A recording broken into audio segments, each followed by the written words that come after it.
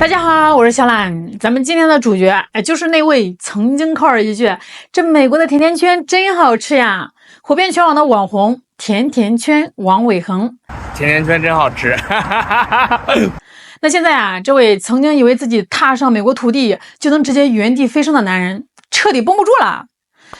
根据最新爆料，他不仅要在美国的大街上跟野狗抢饭吃啊，现在还大概率要以一种极其狼狈的姿势被美国强行遣返，结束他这场轰轰烈烈的西天取经之路。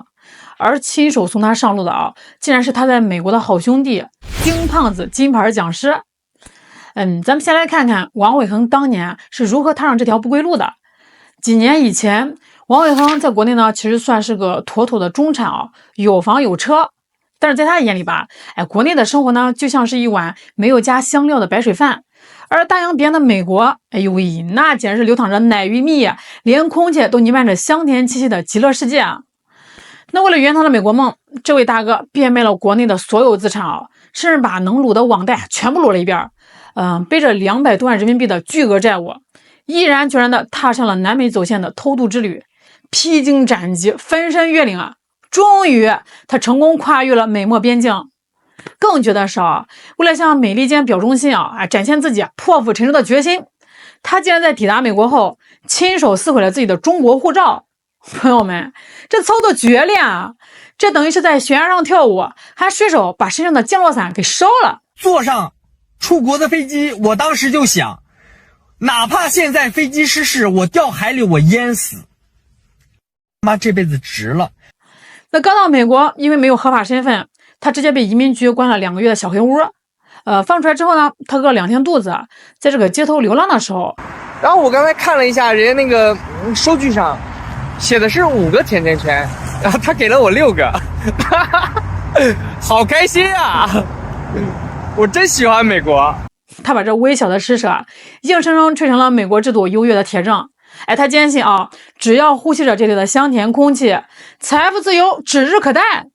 但是现实不是宝莱坞神剧不会在最困难的时候突然天降神兵陪你跳舞呀。王伟恒在美国的现实生活很快就从天堂坠入了地狱。那就在他走投无路连饭都吃不上的时候，他遇到了同在美国的华人流量圈顶流丁胖子。我们看一下丁胖子的最新视频兄弟们，最近有人说要把我的视频翻译成英文然后举报到移民局，说我收留黑工就是前几天就是刚到美国的一家三口然后昨天中午的时候就艾斯来敲我的门说是让我要把一家三口的联系方式还有住址全部提供给他们我当时我想了一下，我不能这样做，对吧？但是我又不得不给因为别人已经找上门了，所以我就把甜甜圈的这个号码，兄弟们就给他了，兄弟们。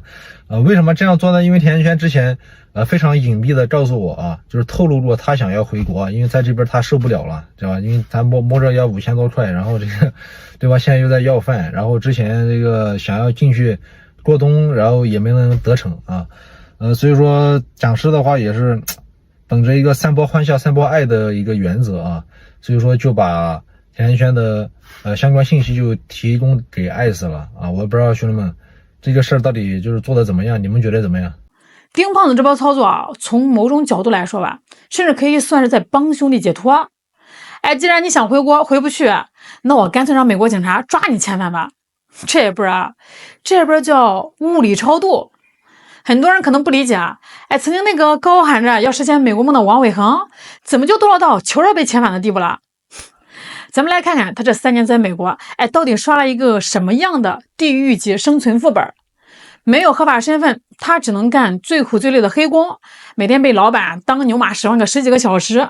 后来为了送外卖他借高利贷买了一辆破2手车，结果天有不测风云，发生了点小刮蹭。对方看他是个没身份的软柿子，直接狮子大开口索赔1万多美元。王伟恒哪里拿得出钱结果呢，车子被直接没收了。那因为欠债不还被当地人追债。因为没有身份到处乱窜，又多次被美国警方拘留。短短3年时间他完成了从国内中产到赴美润人，再到美国街头连手头都不如的流浪汉的究极退化。近1年的状态那更是惨不忍睹，长期露宿街头，是在灌木丛里晚上只能盖着从这个垃圾堆里捡来的破帆布，在那个他向往的精神故乡，他连一丝丝的温暖都找不到了，空气也不再香甜了，只剩下野狗身上的腥臭味儿。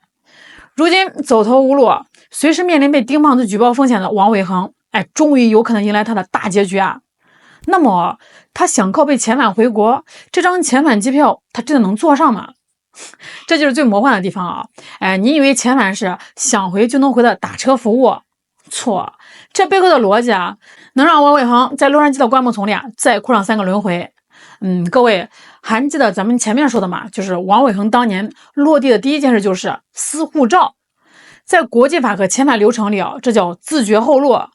你说是中国公民就是呀，美国移民局要把他遣返，得先联系中国领事馆，说我们这儿有个叫王伟恒的，领回去吧。领事馆得查呀，护照没了，原件碎了，身份信息怎么对呢？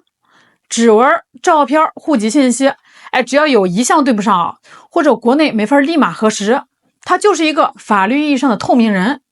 美国想扔不掉，中国想接没法接呀。王伟恒就这样被卡在了世界的缝隙里，成了现实版的孤岛余生。大家可别被电影误导了以为这个非法移民只要被抓住就能立刻上飞机。在美国移民局的眼里遣返名单那也是要讲 KPI 和优先级的。首先是有这个严重刑事犯罪记录的那是重点的遣返对象，得赶紧送走。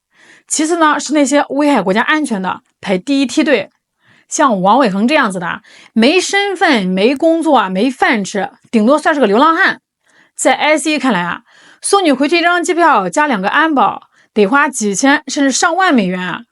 那既然你只是在街上抠花生酱，又不搞事情，还没钱给美国政府贡献税收，那你就继续在灌木丛里待着吧。美国纳税人的钱，凭啥先给你买回家的机票这就是最扎心的现实他现在连成为美国政府眼中钉的资格都没有，顶多算是一粒灰尘。就算他运气爆棚，真的坐上那架遣返包机，落地之后迎接他的绝对不是家人的拥抱。别忘了国内还有200多万的债务在等着他呢。只要他一入境，身份核实完成，法院的限制令失信被执行人的名单就会像雪片一样飞过来。连一张机票钱都不肯出的家里人，会帮他还这200万吗？